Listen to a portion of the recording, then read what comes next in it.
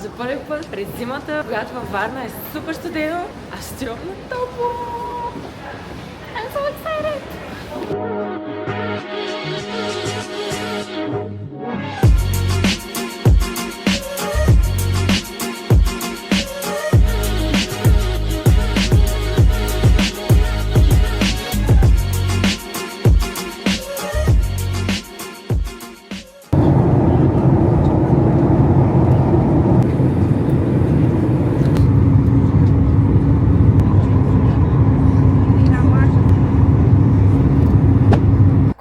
Пристигнах в Тенерифе, дойдох до апартамента, за да си оставя нещата и да се изкъпя, защото пътувах 4 часа и половина в самолет, след това 1 час в автобус, след това в още един автобус. Апартаментът е на много високо място и има страхотна гледка. Ето. Тук е много топло и аз веднага избързах да си облека късите панталонки и потника, така че сега си взимам чантичката и веднага излизам да се разхождам. Сега работата е там, че аз имам зимни дрехи. Имам зимното ми яке и летни дрехи. Имам едно преходно яке, което майка ми ще ми донесе утре. А днес май ще ползвам този свичър. А понеже аз в Лондон бях всеки ден с него, защото нямах място за други дрехи дебели, ще се справяме с каквото е налично. И ако ми стане студено, мога да си го облека. Ако ме е топло, ще си го нося. Не ми пука, защото съм на топло, нямам търпение да се разхождам. Спала съм 0 часа тази вечер, но дремах в самолета. Така. Тръгваме!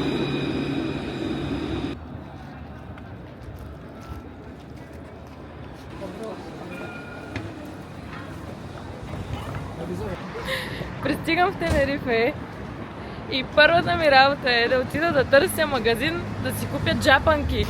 Имам някакъв проблем с крака си и просто не можех да направя една крачка повече с маратонки. Тук никой не говори английски, вече се убедих.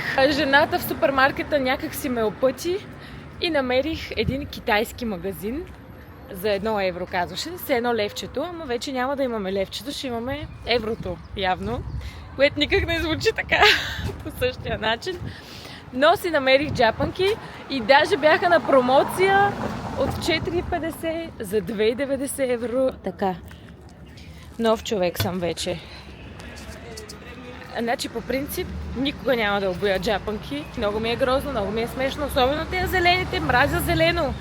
Обаче съм нов човек и сега с тия джапанки, гледайте как ще обиколя цялото Санта Крус. Тръгвам. Някакво супер фенси място намерих за ядене по-рано, защото съм гладна, изморена. Искам да седна и да ми е луксозно и да ми е хубаво и да си почивам и да гледам морето. Не е съвсем толкова горещо. Хората с дълги дрехи.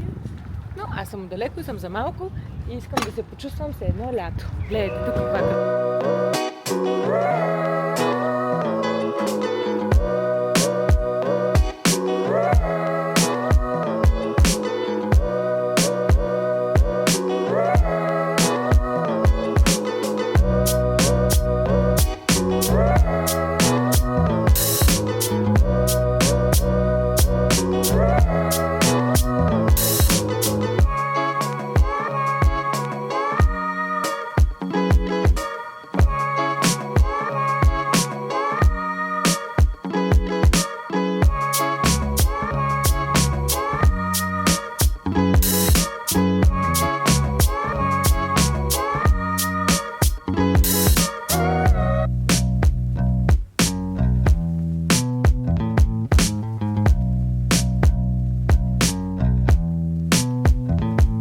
Ето тук малко да ви покажа от нощната атмосфера в Тенерифе.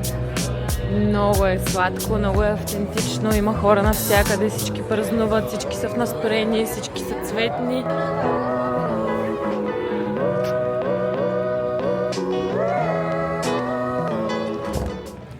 Добро утро! Тази сутрин станах, изкъпах се и си събрах отново целият багаж, защото трябва да се изместя надолу по острова към южната част, където всъщност ще остана за следващите дни. Само една вечер имах тук в столицата на Тенерифе, Санта Крус. Снощи беше много приятно, разходих се, усетих атмосферата, веднага ми направи впечатление колко са по-различни хората тук. Спокойни, мили, усмихнати, много отзивчиви, добри и просто чил, просто въобще няма никакво напрежение и това веднага се усеща и естествено, че влияе на цялостното ми усещане. Имам нужда точно това. Много се радвам, че дойдох. Сега имам голям въпрос. Какво ще правя с зимното си яке и с маратонките, които вчера прибрах, защото си купих джапанки. Продължавам с тях. Маратонките ми съм прибрала в тази чанта, която си я нося от България. Имам си малката чанта с най-важните неща, раницата с по-големия багаж и зимното ми яке. За един човек да носи 3 чанти и зимно яке няма да е много лесно. Ще попитам в хотела дали има някаква възможност да си оставя нещата при тях. Макар, че те не са на много добра локация, защото са в горната част. Тук всичко е баир. Нямаше откъде да знам какво е положението, така че просто си бях резервирала нещо, което беше прилично и не много скъпо. Нямам избор. Събирам всичките чанти. Упс. 1, 2, 3. Телефон. 11 и 14. Ще помоля все пак хотела да видим дали ще мога да си оставя при тях някакви неща, за да обикалям през деня, вечерта да си взема нещата и да се отправя към другата част на острова, защото там ще се срещна с моето семейство, които ще пристигнат днес по-късно с целият ми багаж. Представете ли си така да тръгна да обикалям просто? Добра новина, позволиха ми да си оставя багажа, така че якето, маратонките и тежката раница ги оставих тук. Отново супер спокойни хора, супер любезни. Питам кога трябва да си ги взема. Когато искаш, няма проблем. Просто много ми харесва, защото аз по принцип съм изключително любезна, особено с непознати хора. Винаги се държа много мило и учтиво и много често получавам грубо отношение от среща, което истински ме наранява. В смисъл не ми харесва и много навътре го взимам като някой служител в магазин или в каквото и да е, каквато и да е услуга, просто ми се скара без причина и ми направи груб коментар или забележка. Просто много мразя, защото в крайна сметка аз ти плащам. Е изключително грубо да се държиш невъзпитано с клиента си. Тук нямам такъв проблем. Много съм доволна.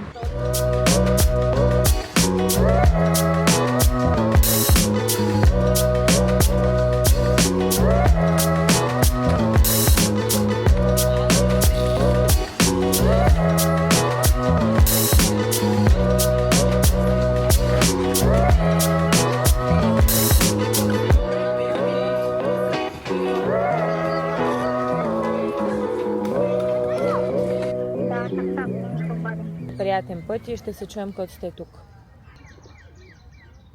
Тъй като планът е такъв, че аз пристигнах сама предишния ден. Днес идват майка ми, брат ми, леля ми, братовчет ми и общото ще сме голяма компания.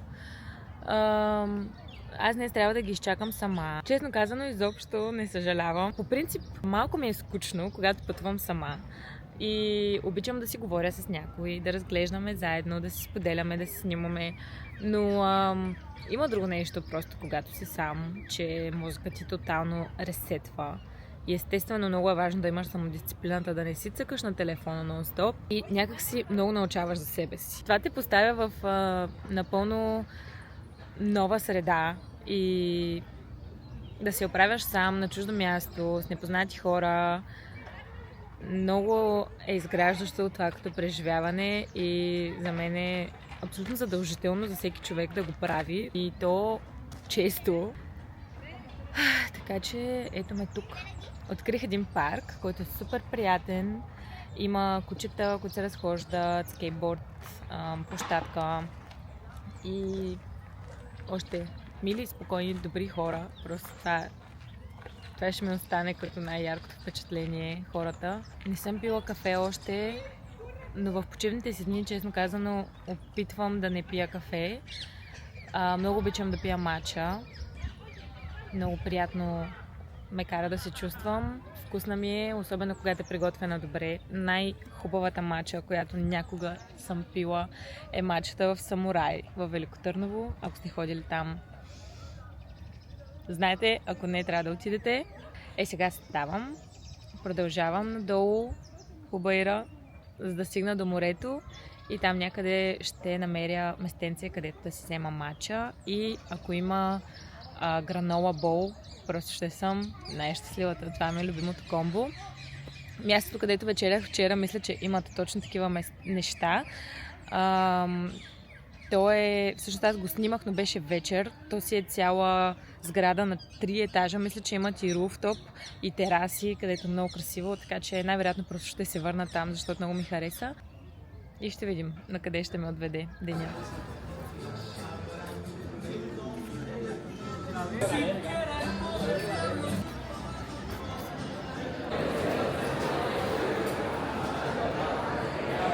Оказва се, че в неделя в мола не работи нито един магазин, само храната.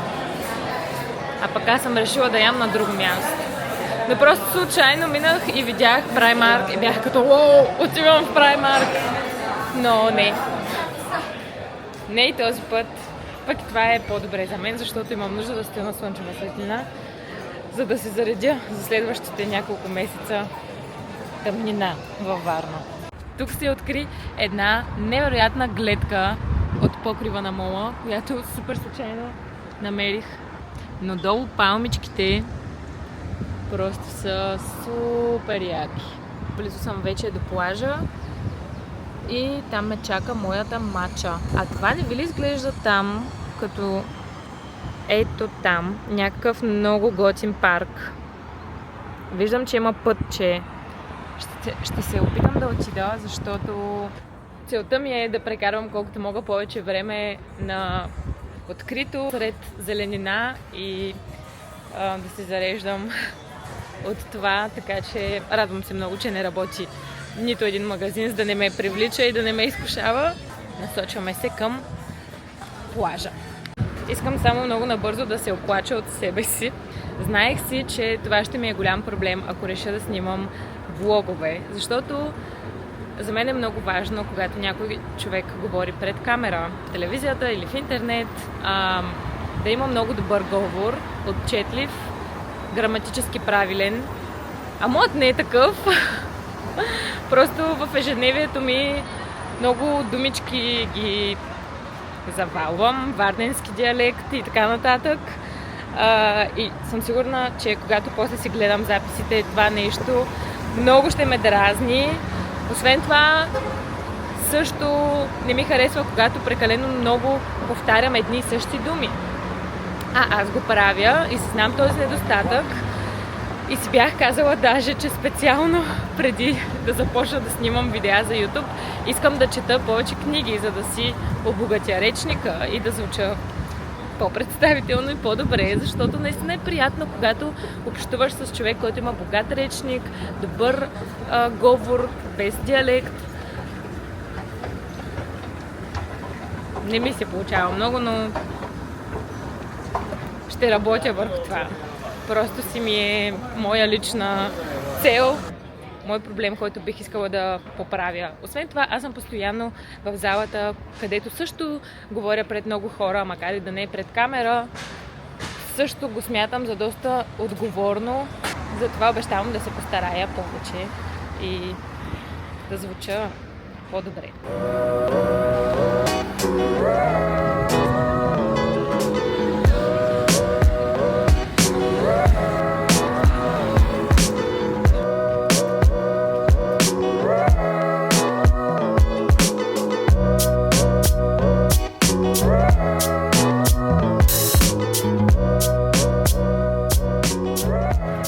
така както си вървя. В неделя моловете не работят, но явно има някакъв открит пазар. Дават много интересни неща. Какви много готини кактуси. Не съм виждала такива, много интересни. Ако имаше как да си пренеса в багажа, щях да си купя бинокли, портмонета, часовници, шалвари детски, шапки, дримкетчери.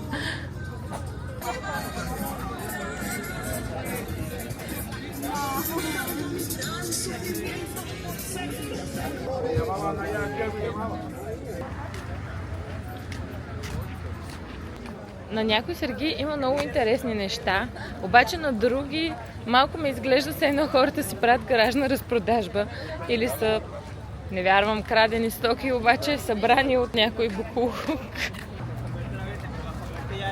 Аз си мислих, че са 5 сергийки, то продължава. Аз съм вече много гладна и бързам да стигна до мястото, където съм решила да ям. А не мога много и да бързам, защото съм с джапанки. Поне нещо да си купя. Имаше едни, където сещате ли се, дето го завърташ и то се върти, ама не, тя не са точно такива. Искате ли да си купите едни конвърс или една спортна дрежка за танци?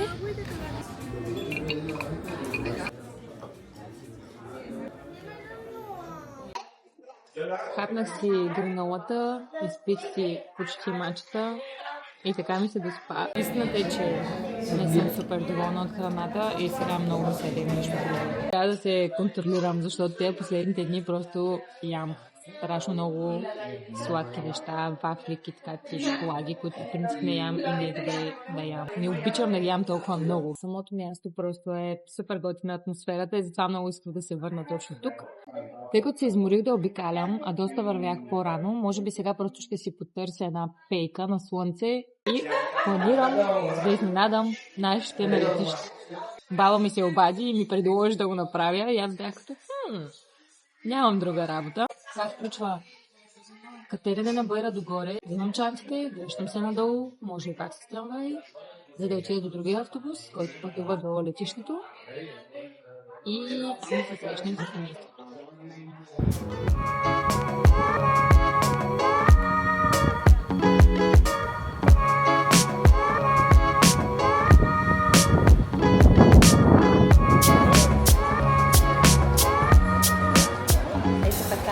De pecan, delicioso. Thank you. Igual que mira, esto está mango, Mango. almond, sunflower seeds, different chocolates. Okay. This is almond with chocolate, Almond, yes, white, yes, raspberry. Okay. Delicious. Oh, you give me more. Oh, thank you.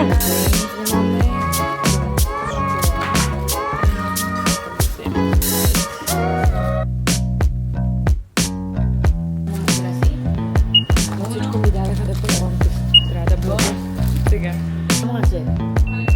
Hasta luego. Gracias. Have a good day. Bye. Знаете ли кое е най-якото?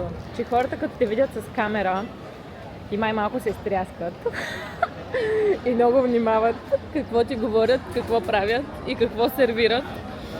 И ми се стори, че са екстра любезни или просто тук са си екстра любезни по дефолт.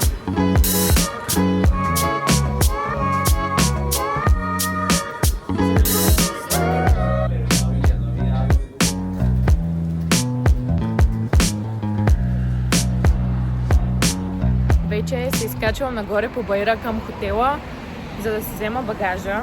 И понеже пак огладнях, си взех някаква баничка с панак. В принцип не ям такива неща, но съм на почивка. Така че го давам по-спокойно. Вървях вече 20 минути. Имам още 20 и Байра е просто огромен. Но съм решила, че ще го кача догоре пеша.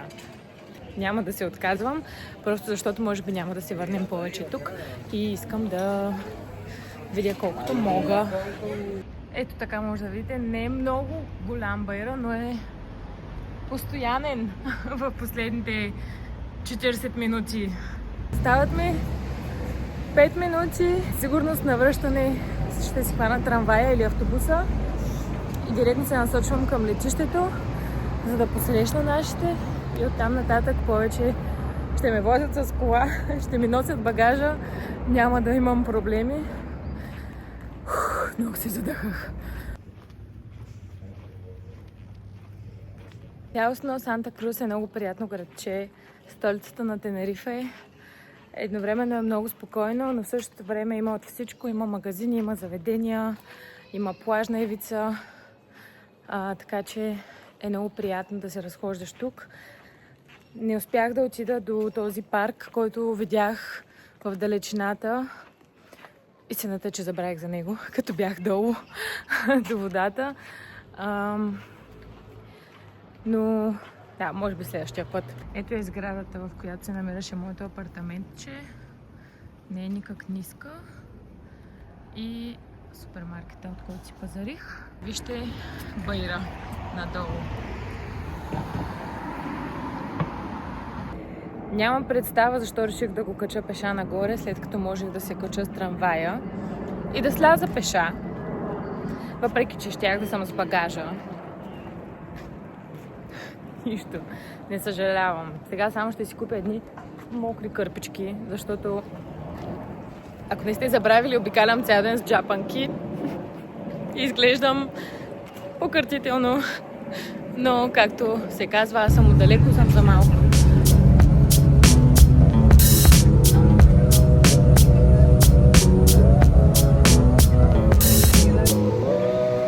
Много съм на летището. Този път няма да излитам на никъде. Май ще си взема едно кафе, защото просто ще заспя. И отивам някъде на пристигащи.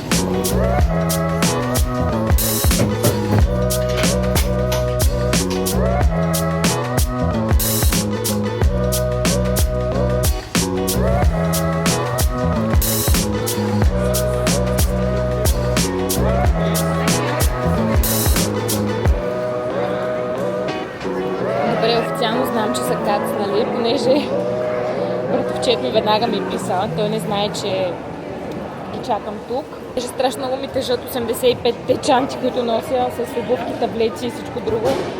Ги подпирам на едно кафе и шпионирам откъде излизат. Ето тук излизат пристигащите.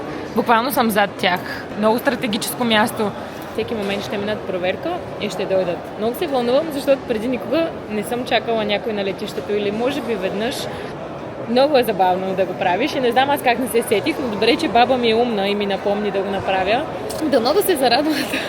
Нашите летят от Букурещ. Отиваха с колата си до Букурещ, оставиха колата там, взеха полет и на връщане ще се приберат по същия път. Аз взех полета си на връщане директно до Варна с прекачване в Лондон отново.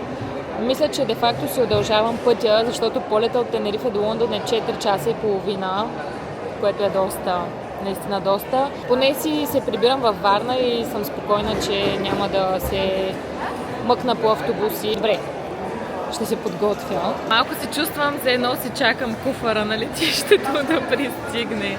Братовчет ми току-що ми писа, че са минали проверката и това означава, че вървят насам. Получих сърцебиен, те чакат на опашката за колата. Обаче, понеже стъклото е двойно, в момента си подписват документите за колата. Буквално минах пред тях. Мисля, че ме видяха, обаче после скрих и сега не знам, не мога да разбера дали... Много съм объркана. Добър ден, добър ден! Кафенце? Так му взехме автомобила. Взехте ли? Да, снимам влог. Влог правиш? Да. И буквално минах пред вас и вие ме гледахте така. И не ме видяхте. Добре, че ми пишеш да знам на къде сте. О, не е много топло. Не е като предния път, като слязахме и като Да ви кажа, не е много топло, да. Мен ми е малко студено. Ами имам проблем с крака. И какво ще кажеш? Как пътува? Бързо ли стигна? Ами, да, пътят до Букурещ беше много добре. Букурещ летището не ми хареса хич, беше трагично за мене. Полета беше добре, освен че имаше реващи деца, поне 10 и крещящи и всякакви. Ти допреди малко ти беше ревящо дете, бе. Голямо. Ама на полет говоря. И те майките не знам какво много правят. Как ще оцениш? Добре. 7 от 10. Браво. Вики ти? 6,5. 6,5. Да. Гладни ли сте? Жадни? Аз имам и никакви дета. Беше ма срам да ги нямам в самолета, защото мирише каната. Еми да. Значи баща ми нали, беше от лявата страна сам и до него имаше един баща и едно дете. А от моята страна седяхме аз и майка ми с една майка. Тая майка и другата баща и дете, те са били същи като нас. Майката била разделена, а те двамата са били от друга страна. На същите места и вие се разменихте и вие се събрахте. Да. Ох, много се вълнувах, като чаках. Направо. Така. Беше голямо вълнение, бих го повторила. Емоцията беше приятна. Айде, нямам търпение вече, сама ми беше много скучно. Добре, всички сме вече заедно. Взимаме си колата, натоварваме се и отиваме към Лос Кристиянос, където ще спим следващите вечери. Може би влогът ще приключи тук и ще направя нов за останалите дни, защото вече казах твърде много неща и направих твърде много неща. В случай, че видеото свършва тук, продължаваме в следващото видео.